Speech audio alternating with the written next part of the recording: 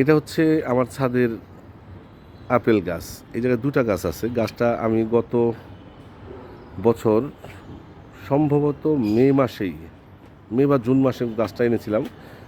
আর এই হাইট ছিল সম্ভবত 1 ফিটের মতন, একটা এইরকম একটা ডাল, এরকম একটা ডাল 1-1.5 ফিট ছিল। তাই এই আমি এটা মাটির একটা টবে লাগিয়েছি।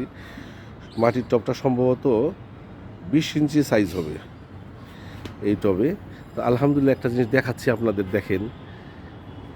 আপেল ছাদের বাগানে নাকি অ্যাপেল হয় না, বা গাছ টিকে না, কিন্তু আমার গাছটায় আল্লাহ পাক কি অপরিসীম ফল দিয়েছে। এই যে এটা অবিশ্বাস্য রকমের ফল। আমি প্রত্যেকটা ডালের মাথায় এই যে ফল, তারপর এই যে ফল, প্রত্যেকটা ডালের মাথায় মাথায় ফুল আসছে, প্রচুর পরিমাণ ফুল আসছে এবং প্রচুর পরিমাণ ফল টিকে গেছে। এখন এই ফলগুলি শেষ পর্যন্ত কীরকম হবে তা আমি জানি না, কিন্তু অ্যাপেল গাছে ফল হয় না এটা তো মোটামুটি আমরা সবাই জানি। আর আমার এই জায়গায় এই যে গরমটা গেল, মোটামুটি 42 ডিগ্রি সেন্টিগ্রেড হয়েছিল তাপমাত্রা।